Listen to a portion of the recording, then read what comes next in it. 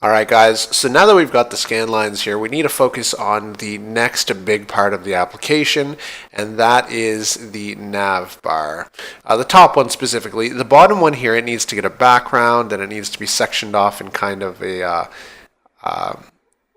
well, in the way that it looks here, and we'll get to that. But for right now, what I've done is I just looked up an image of Pip-Boy Mark IV UI because we're going to be fixing first the font size, but then we've also got to make the active tab stand out with a little raised tab.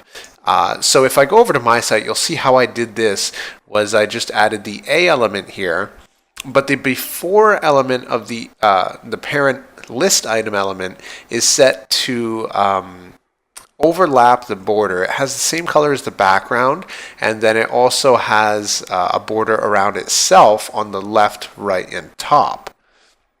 So we need to fix the font size first, because if we look at this image here, if the border on the bottom of the nav bar here is about 2 pixels, then this font size I'd say would be about 32 pixels. So let's go ahead and try that.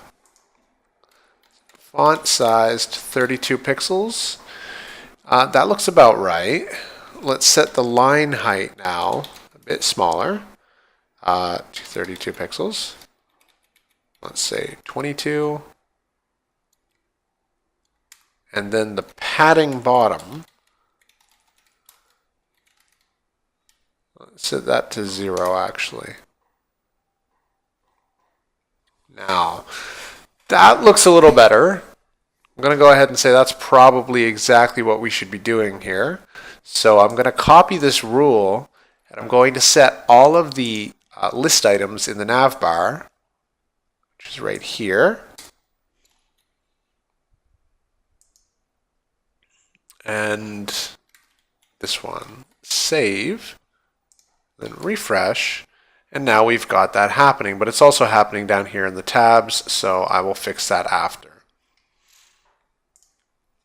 So we need to focus on first hiding the border on the bottom of the active tab. And how we're going to do this is on the active tab, we need a before element. So let's say, what is that class that we should target? Navbar item active.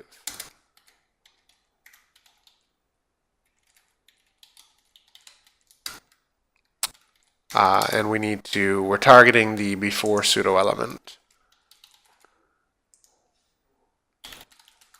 Content is going to be nothing. Position is going to be absolute. And let's give it a background here to work with first. It's going to be really terrible. Let's refresh and see if we can get that showing. We need to set the width and the height. So the width is going to be 100%, and the height. Now here's where we need to do things a little bit manual or static. I'm going to set the height to 20 pixels, and now we need to start moving this element around. So, and we're not going to be able to use a justified navigation, I don't think. It might look a bit funny. All right, let's go ahead and set the top here to 20, 30. We just need it covering up the bottom border and then also going to about this, the middle of the line there. So maybe I will set that to 28 and then change the height to 22. Yeah, 22, and then change this to 30. Or 26. There we go. Now I'm going to set the background color here to that, and then I'm actually just going to jump over to my main file and grab the background of the body. I'm going to set that in there. And now the borders. So it's going to have a border left. It's going to be 2 pixels solid. The border right is going to be 2 pixels solid, and then the border top is going to be 2 pixels solid. So there's our little tab. I'm going to copy all of this back over to our style sheet. And then we need to set the A element itself to a Z index 50 position relative. Now the background on this also needs to be the background of the page. So set that. There we go. And there is our tab. So let me grab this right here. I think I can set that just right here, and that will style it. There we go. And then if we clicked over, the active one would change as we're on different pages. So that's how to get the nav bar set up. And you'll notice the big thing here is that this right here and the before element don't really match it. We could remove the nav fill. That wasn't it, was it?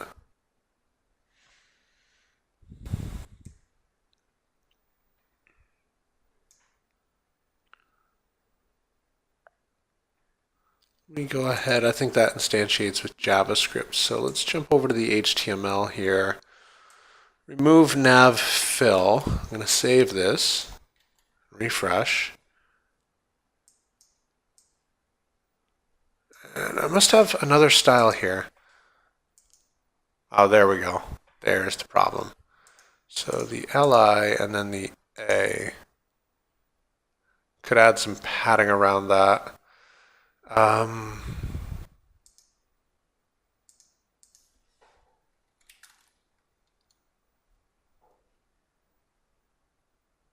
Let's just leave it justified with the larger tab for now. We might come back to that, but it still looks very Pip-Boy-y.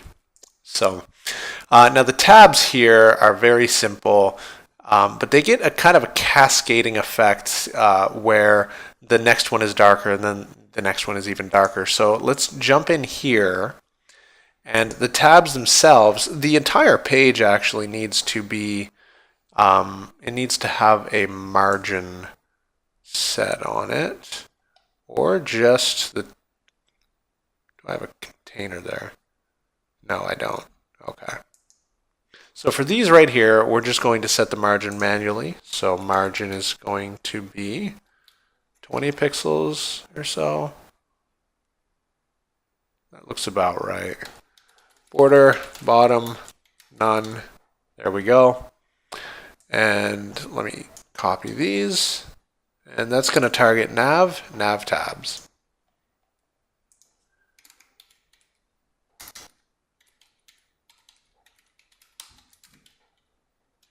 So I'm going to save that and refresh. And then when we hover on them, we get that weird outline.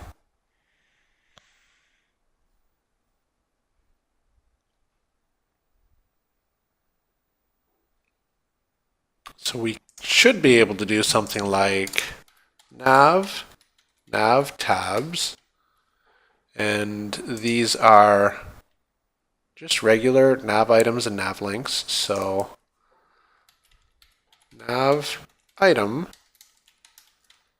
nav link, hover, and we're just going to set border to none. Going to save it, refresh, see if that takes effect. Yeah, it did. Let's say 1 pixel, solid, transparent. And we have to do this because Bootstrap had set the border of these non-hovered to 1 pixel, solid, transparent, so that when you hovered over them and it created a border, it wouldn't kind of like jiggle around. So at this point, we are going to style these tabs up further in the next video, and then we're going to get to the main content area of the first tab here.